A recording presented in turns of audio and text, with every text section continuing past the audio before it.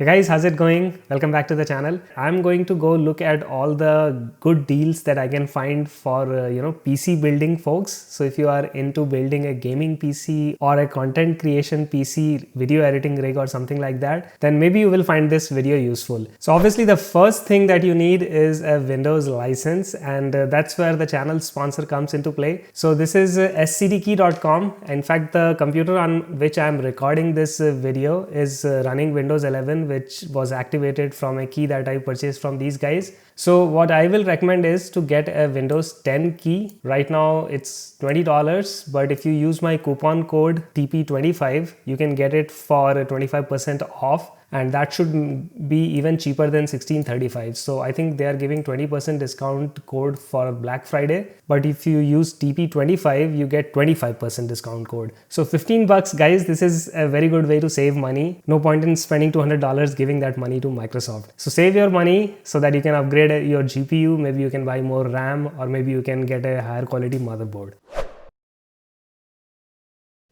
Okay, so now that we have got our Windows, then our next step is going to be a case. So this is a full tower case. This is from Antec. So I have already reviewed this case. You can check my video. I will link it in the video description below. I did a full comprehensive review of this case and I love this case. So there are lots of good things about this case. First is that it's really cheap. So right now the white version for some reason is actually cheaper than the black version. I don't know why, but the white version is going for $120, and for $120 you are getting a full tower case. I highly recommend anyone who is building a gaming PC or a video editing PC to go with a full tower case. Don't go with mid tower, don't go with those small form factor cases, because with the size of GPU guys, with RTX 4090 and RTX 5090, whenever that drops, who knows how big these cards are going to be. But I'm willing to make a bet these cards are not going to get smaller. So you can expect behemoth cards in the future, and you don't want a case where you are constrained by the size that, oh, I can't buy this card because it doesn't fit in my case. That's really not going to fly anymore. So when you buy a case, get the biggest case that you can so that you are future proof. Now the other good thing about this case is that they include the fans. I'm actually using the fans that came with this case. I did not even replace them. So the dimensions are huge. This is a humongous case. So yeah, make sure that you have space. Actually, if you plan to keep it on your desk, make sure that your desk is sturdy and it can actually support the weight of this case. This is a big ass case. So it's made from steel and you have tempered glass. All motherboards are supported. Of course, most of you guys will be using ATX, but if you plan to use some other kind of motherboard like eATX or something like that, those are supported. You get plenty of USB Type-C ports, and including on the top, in the front. And for water cooling, you have support for up to 360 and 420 millimeter radiator in the front, or 360 millimeter radiator on the top, which is what I am using. This is a very spacious case, and on the top you can put a 360 millimeter 3-fan liquid cooler, which is actually the right configuration. Because if you put your liquid cooler here, you should never put it in the bottom, because it can cause the air bubbles can actually damage your liquid cooler. Even if you put it in the front, it's okay, but I actually will not recommend it. So I will say put it on the top, and you can put a 3-fan radiator, and that should take care of any CPU that you pick. So I will give my recommendation, right? What CPU I would recommend if you are going for a mid-tier PC. Like I have a Core i9, 13th gen Core i9, and that CPU is it generates a lot of heat if you push it, but the 3-fan AIO cooler is able to deal with all the heat that it dissipates. So especially when you have a big case, cooling is not a problem. So I will link this case in the video description below. Okay, now let's move from case to the power supply, and I would recommend this one, the Corsair power supply. This is the one that I am actually using in my video editing PC, and the reason I like this power supply is because it is ATX 3.0 compliant. This guy comes with the cable that you need. This is the cable I'm talking about. So basically for RTX 4090, you don't need 3-4 cable adapter. You can just use this one cable and you will get all the power that you need. And this is a fully modular power supply. So this is a really really good case, and it's also very silent. It's sitting in my PC, it's right under this table. It's not making any noise, it's very quiet. Now 1000 watts should suffice. Even if you go with RTX 4090 and like a Core i9, it should still be fine. I don't think you need to go above 1000 watts. You probably can get away with 850 watts also, but I would recommend going with 1000 watts because that will future proof your build. Okay, so now you have your case, you have your power supply. Let's go to the processor.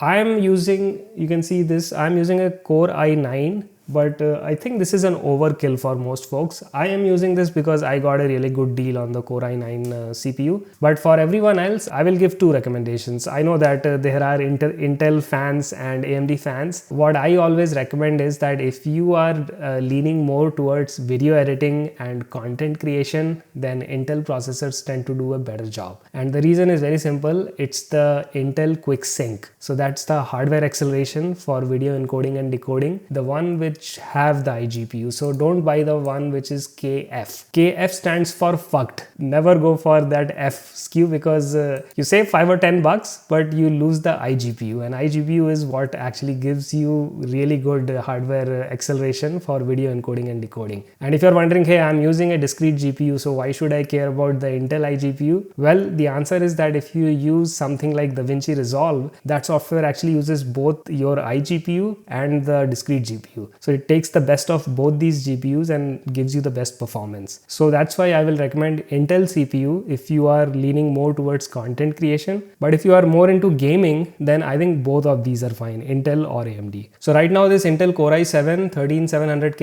is going for $345. Now of course Intel has released the 14 gen version of this CPU, but guys, the 14 gen is not really 14 gen. It's more like a 13.1 gen. And this is because the 14 gen is not Meteor Lake. Intel is using Meteor Lake only for the laptops. So for the desktop, they just did a refresh of Raptor Lake. So there is not a whole lot of difference between 13th and 14 gen. You get slight better performance, but there is nothing earth-shattering about the 14 gen Intel desktop CPU. For $345, this is a good price. So this is a 16 core CPU. You have 8 performance cores, you have 8 efficiency cores, and these efficiency cores, these are actually quite good. So don't think of these efficiency cores as garbage cores. They are actually quite good. These cores are faster than Skylake and some of those older generation Intel processors. You know, these cores will beat those cores. So they are efficient, but they also actually are pretty good. The performance that they deliver is not bad. So this is way better than the alternative, which is the AMD Ryzen 7 7800X3D. Ryzen is only giving you 8 cores, whereas this guy is giving you 8 performance cores plus 8 efficiency cores. And the result is actually very clear in the benchmark. AMD Ryzen scores around 34,520 points, whereas Intel Core i7 is way faster, 46,717. And if you look at the price, this is $345, AMD is $346. So the price is almost the same, but you are getting much, better performance, the multi-core performance on Intel. So this is what I will recommend. And I'm putting my money where my mouth is. So I'm using an Intel CPU.